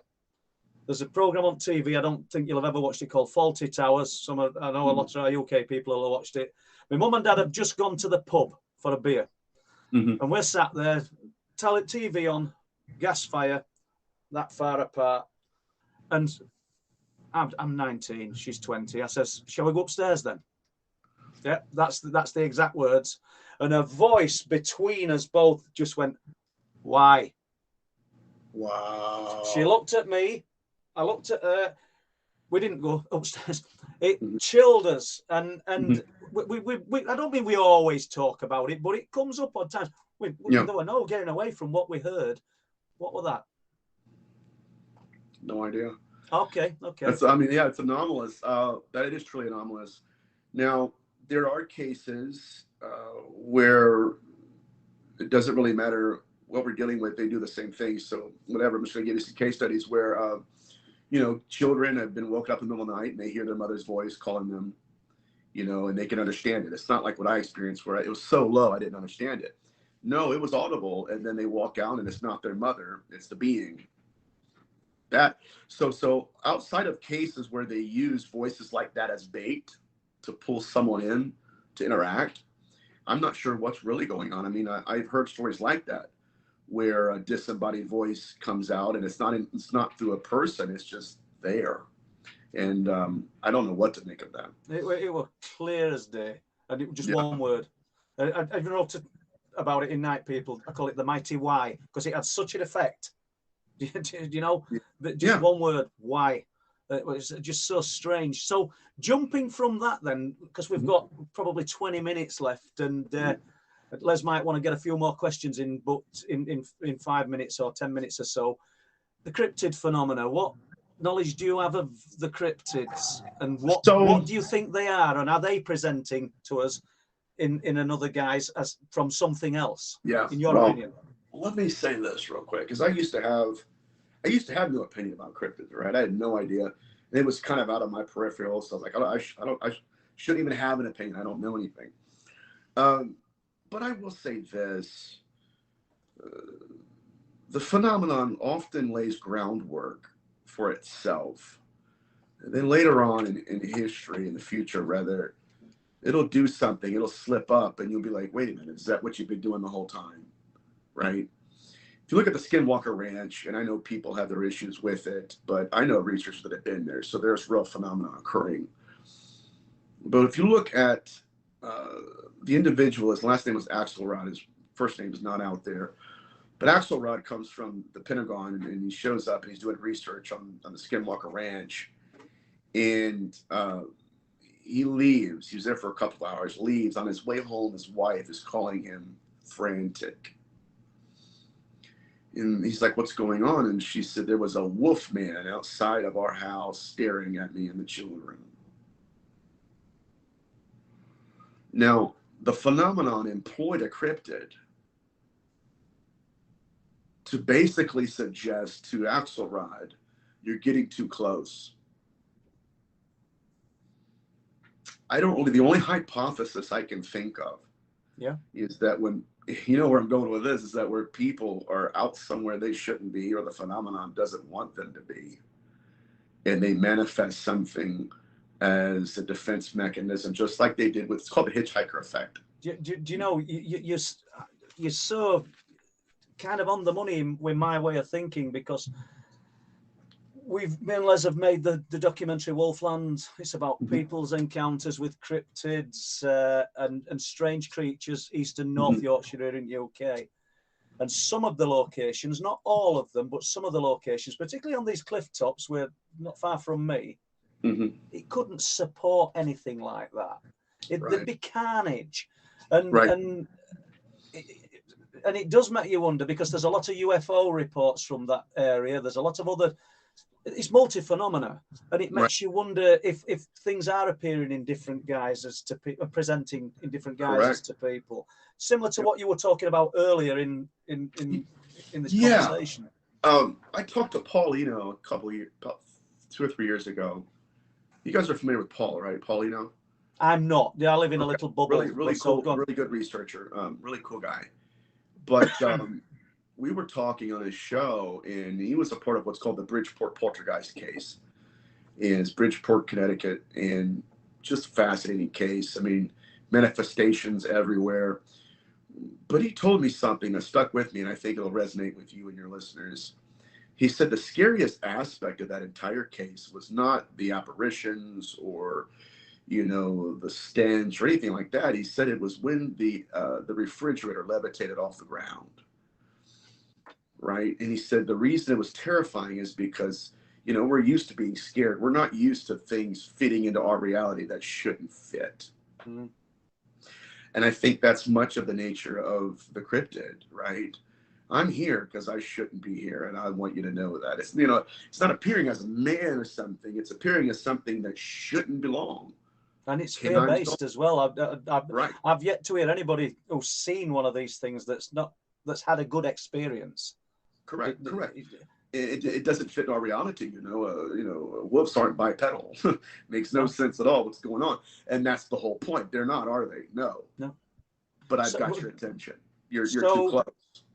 You touched on the poltergeist phenomena, we'll call it. And is that the part of demonology? Is that part of what you've been talking about earlier? It is, and I've seen this in parapsychology too. If they have no background in demonology, they have no real background in where these case studies originate, right? They go in there with their technology and they classify it as a poltergeist. One individual classified it a poltergeist when a woman was brutally assaulted by 2 beings. But the beings threw the house around, so it's a poltergeist. It's not a poltergeist. You know what I mean? So we have to be careful to classify it. Now, poltergeist to me would be just an entity that, you know, and it's not always there. If it's always there, it's more than a poltergeist. You got something going on. But, you know, sometimes, you know, it'll open the door or shut the door. I worked with a lady who years ago told me that when a baby cried, the door handles would move. The entity didn't like it. It bugged it. The door handles would move. But it never bothered her. This gets into case studies, you know, and the evolution of the being, because if it starts out a poltergeist, then it can evolve into something, right? Because it started out as a little girl, then it evolved. Yeah, well, you know, you're almost, well, you're one step ahead of what I'm going to ask you. Okay. All right. Sorry. No, good. It's really good, because the poltergeist is almost as though it's an amoeba to start with. It's not in every case, but in some cases, there's subtle things happening, and it's like our human awareness and perception, we're picking up on it, and as we build in interest and start to realize and start to take notice, it kind of grows into existence. Correct. Correct. Is that your views on it as well, or similar? Yes, and that's why, like, whenever somebody comes to me with a poltergeist case or something that's seemingly poltergeist, give it time. I want to see, right? Because we can label it a poltergeist today, and tomorrow it may touch you, it may haunt you, it may scratch you, right? So that's why I'm very careful on labeling these. So you know that we've thought the whole show labeling them. I don't know. But poltergeists do exist, but I do believe them in many cases to be bait, right? Give me attention, give me focus. I'm going to feed on that. And then there's going to be a moment when I'm too big for you to handle, and then you're in trouble. Right. Last question from me before we go to Les with some questions from chat. And I'm not expecting you to have an answer for this, but where do you think we go when we leave this earth? Ooh, man, I don't know. Ray Fowler, the late Ray Fowler, was the primary researcher that worked with Betty and Bob Luca. His theory, and I know you're asking Nathaniel Gillis, you're asking me, but I like to discuss this theory. He says the reason that a lot of these abductions are OBEs is because that there are some people that when they die, it will be the final abduction. We got to do it, maybe another show on this, maybe come on my show, we'll talk about it. But I believe that there are some people who are being abducted because they're being groomed for the afterlife. I think this is why people like Whitley Strieber has noticed in his, okay, there's a deceased person there. Why? Right? Mm-hmm. Betty Luca, and I love Whitley, by the way, you know that. What I'm saying though is this hypothesis of the dead overlapping with the phenomenon is quite troubling.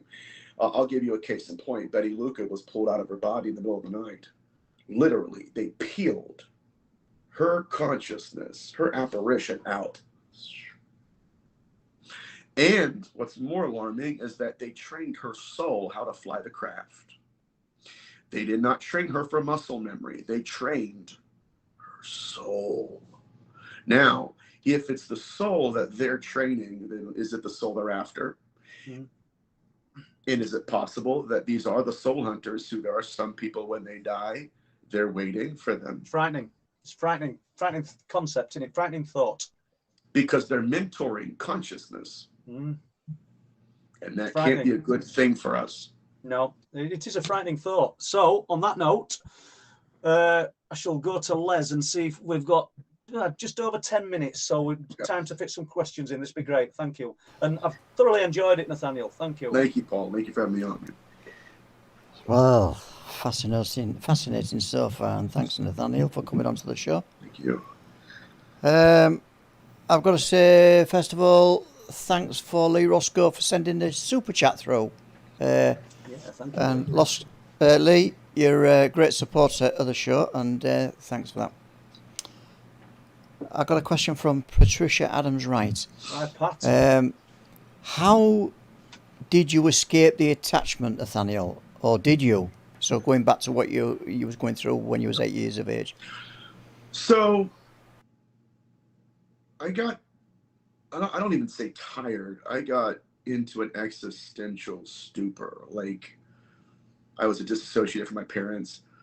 I was failing my grades at school. I was crying myself to sleep, paralyzed, just the amount of terror, and I didn't understand it. And I went inward, I went outward, I went right and left, up and down. I couldn't find any answers, no escape. It was one night when it was the most powerful I ever felt it.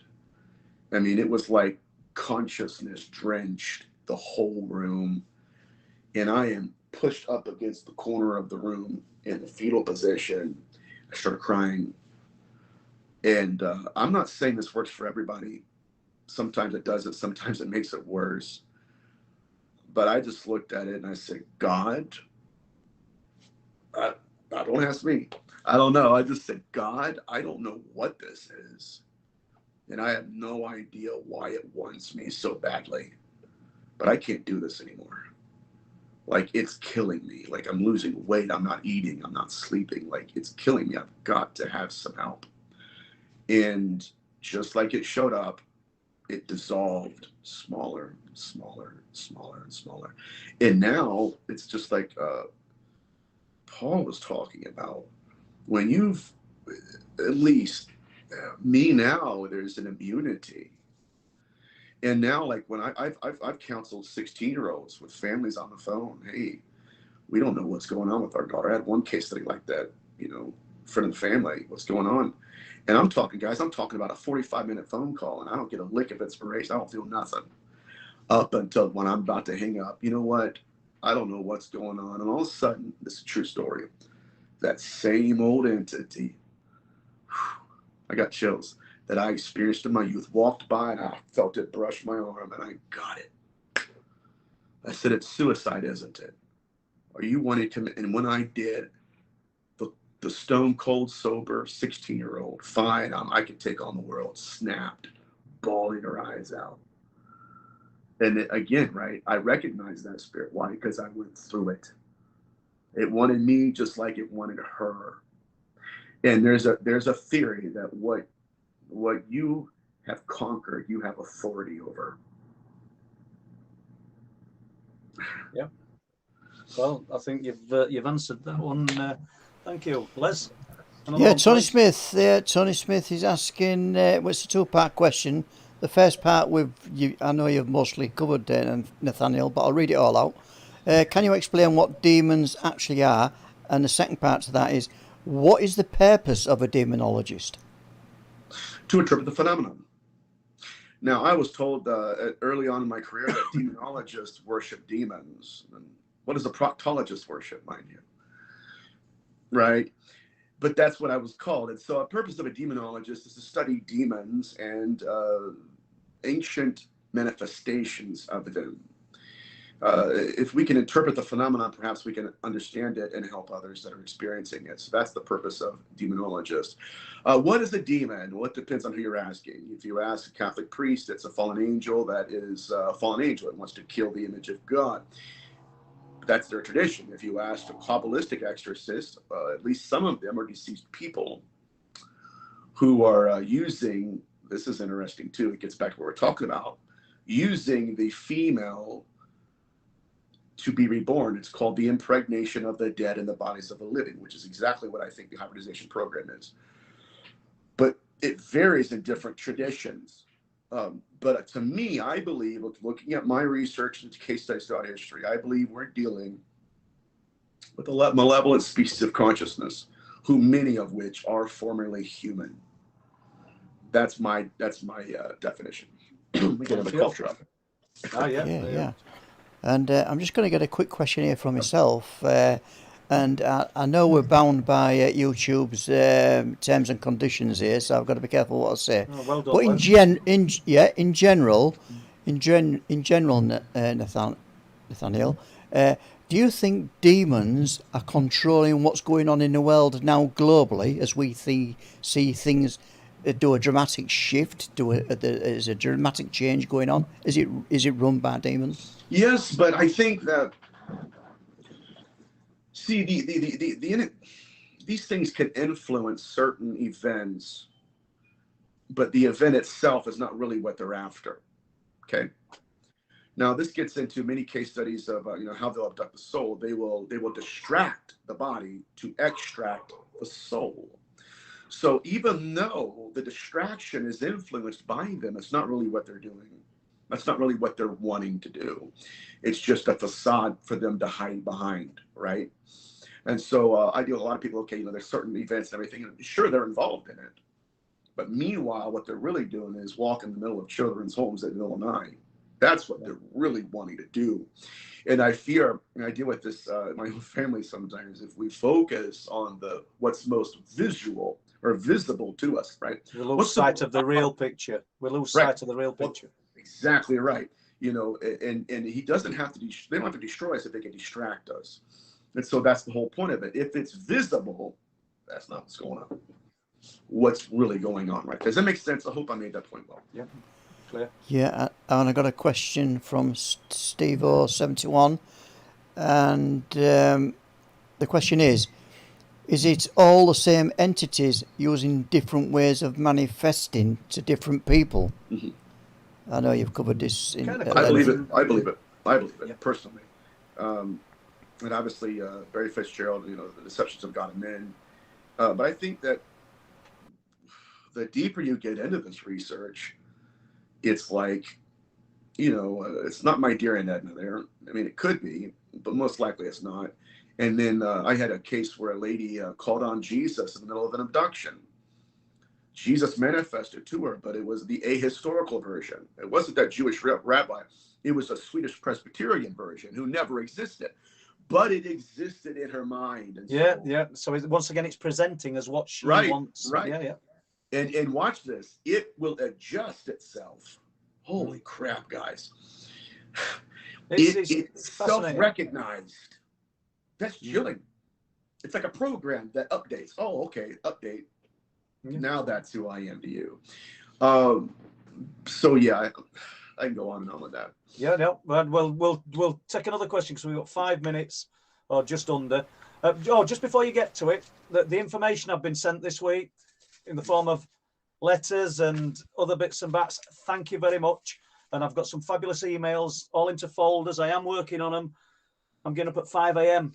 writing notes, as I'm sure you're on with this kind of thing, Nathaniel. And it's hard, but you're not forgotten. But Les, more questions, please.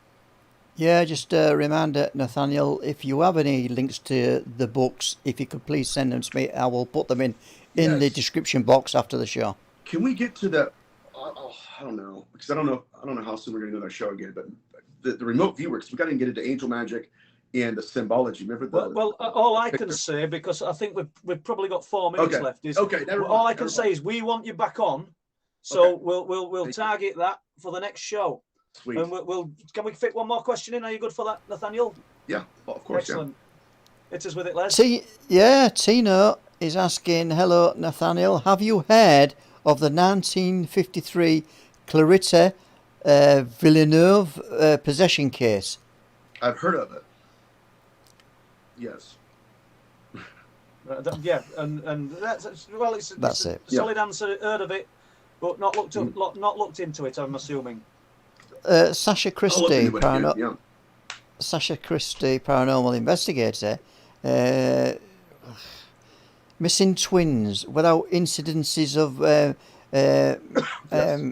mosaicism and chimerism, absorbed or taken. Are they absorbed or are they taken? Very interesting. One of the most, I should say, horrific phone calls that I had. See, what people do is they'll email me, and I like to talk on the phone. I don't like to email back and forth, so I'll get them on the phone.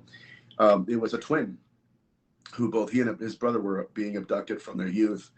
And his question to me was really interesting, but it broke my heart. He's like, they took my brother. I know they did. I said, how do you know that? He said, because I can feel him just like I've always felt him. He's with them.